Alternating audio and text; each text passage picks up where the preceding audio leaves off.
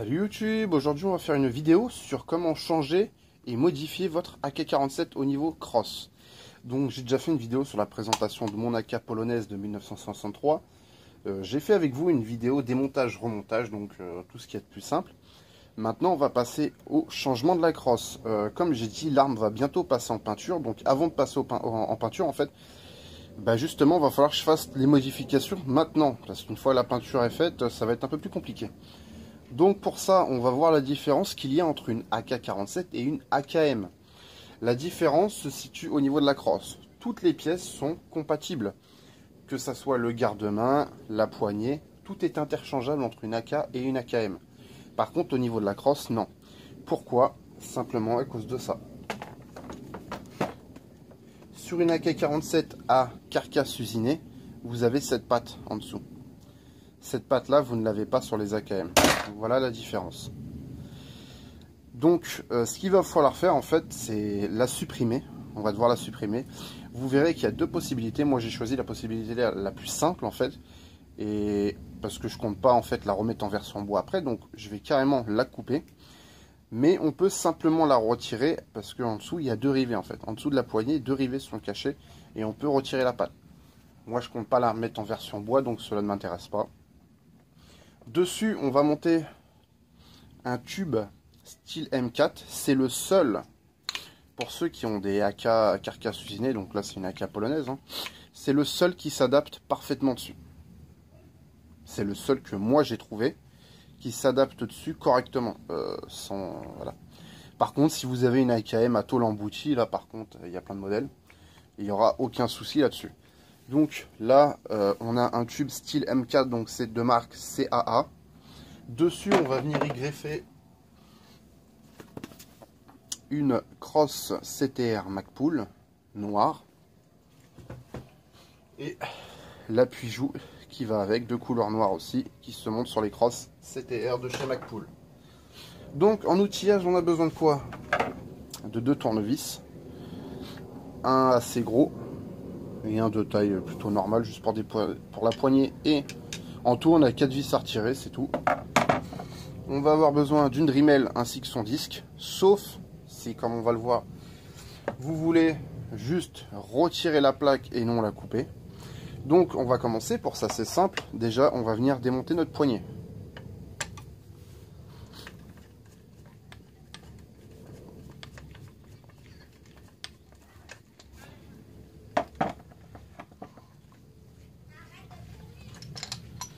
Voilà, donc la poignée est démontée. Donc comme j'ai expliqué, en fait ça c'est qu'une simple patte. Cette patte là rentre à l'intérieur et est fixée à l'aide de deux rivets. Moi j'appelle ça des rivets emboutis.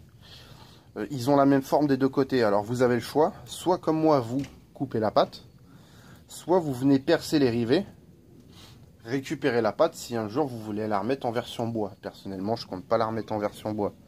Donc moi je vais venir couper la patte. Donc on va venir retirer nos vis au niveau de la crosse.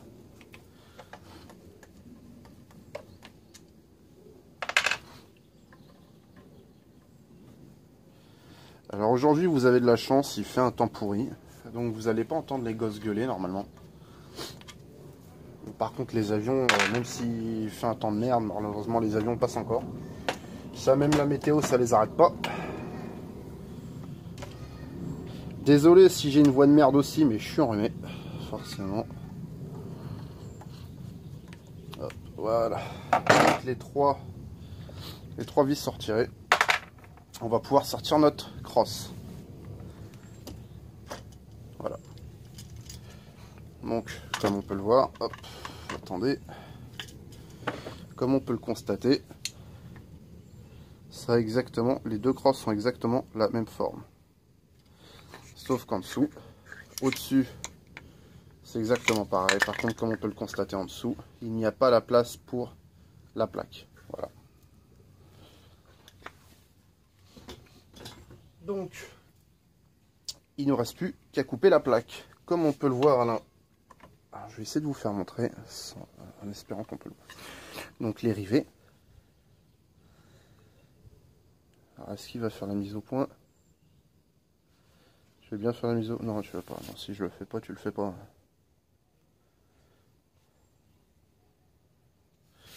Voilà, donc là on peut voir les rivets de plus près. Et à l'intérieur, alors à l'intérieur je vais démonter l'arme, ça ira plus vite.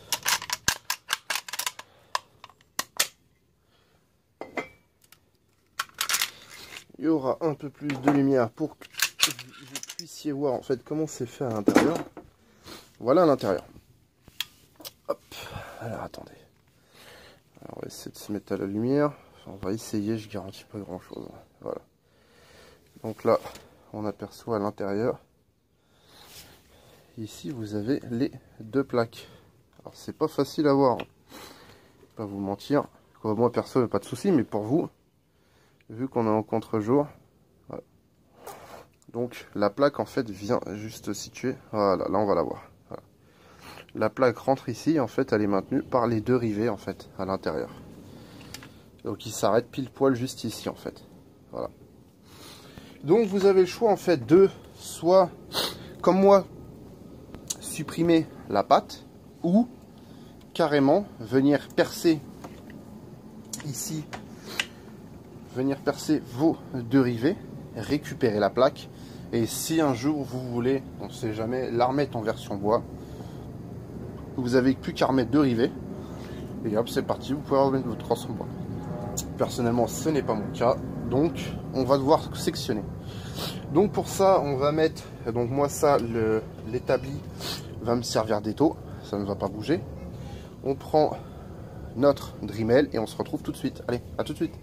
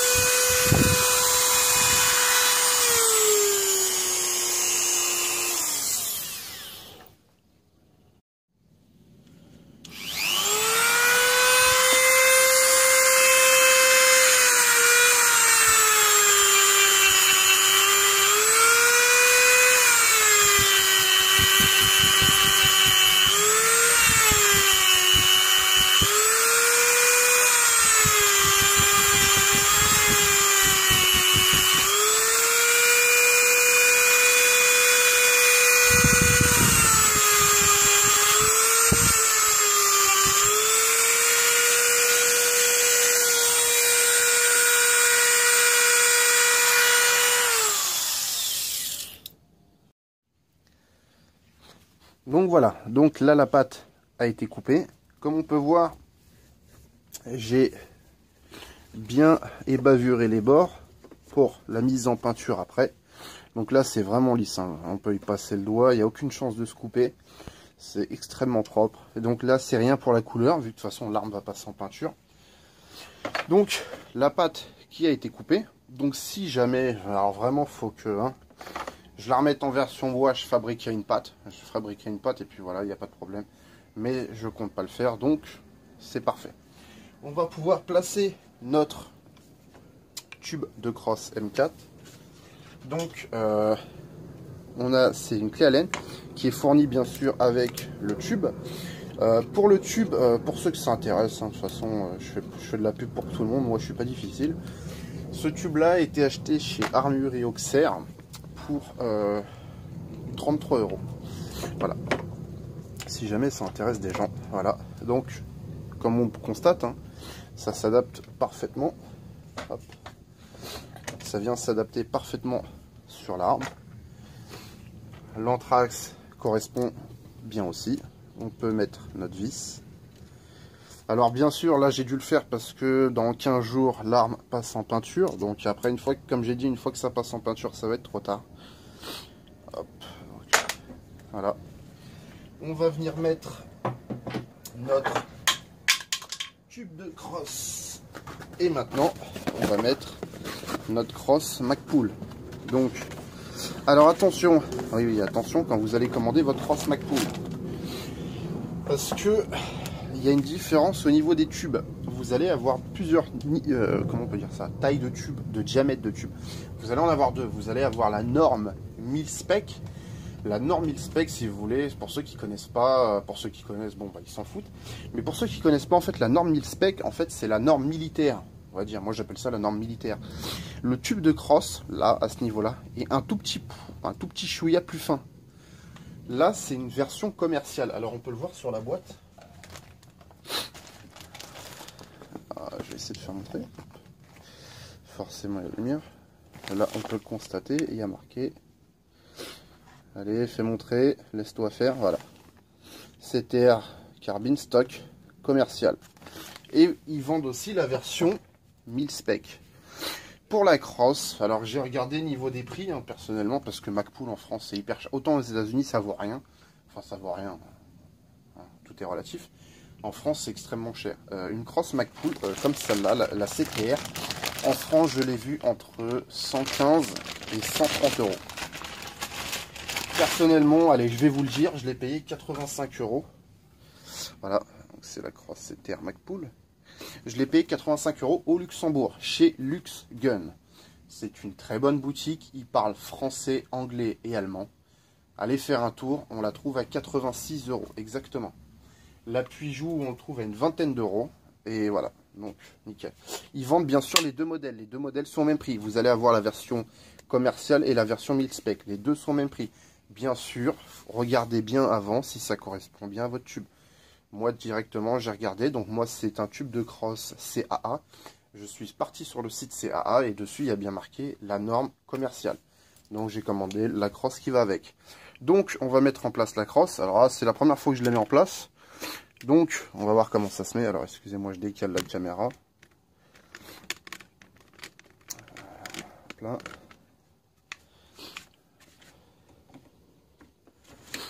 Hop. Hop là. Là, on vient fermer. On peut maintenant mettre notre appui-joue. Alors, attention, parce que l'appui-joue, en fait, quand j'ai reçu mes pièces au boulot, je me suis amusé à le mettre, en fait, pour voir que ça fait joli. Mais alors l'appui-joue, une fois que vous l'avez mis, sincèrement, pour le retirer, il faut y aller. On va dire que c'est pas sur le champ de bataille que vous allez retirer votre appui-joue. Hop là. Est-ce que... Non, voilà, là c'est bien mis. Oui, non, peut-être. Voilà. Donc, notre crosse M4 avec tube CAA est monté. On va pouvoir remonter le mécanisme.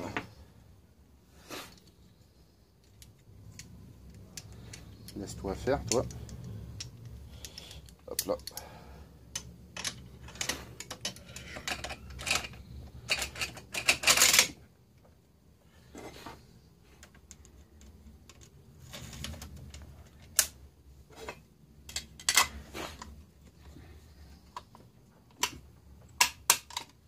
Donc voilà, c'est complètement monté. Comme on peut le voir, il y a besoin, encore une fois, d'aucune compétence On n'a pas besoin d'éternurier, on n'a pas besoin d'outils spécifiques, hein, de tournevis plat, tout le monde a ça chez soi. Une Dremel, sincèrement, ça coûte rien du tout. Vous allez chez Casto à l'Euro Merlin, c'est 40 € une Dremel. Vous achetez les embouts qui vont bien, juste de quoi polir et de quoi couper. Sincèrement, voilà. Et vous pouvez transformer votre AK-47. Voilà. Voici donc le résultat une fois la crosse montée et l'arme complètement remontée, donc avec la poignée.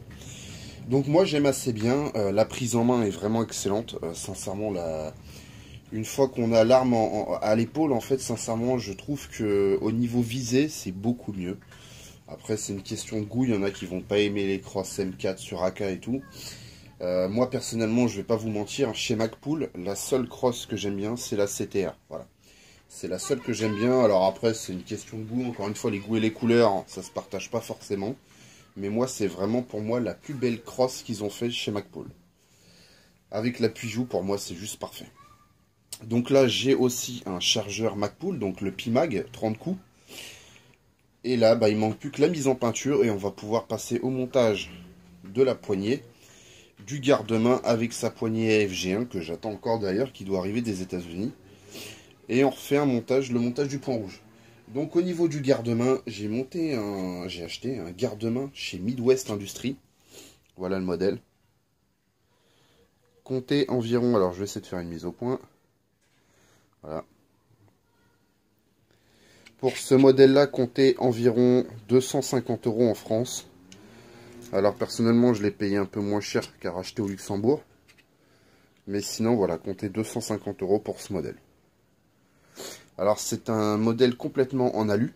D'ailleurs la peinture reprendra les couleurs du garde-main. Alors je sais pas trop, ouais, noir mat ou alu adonisé.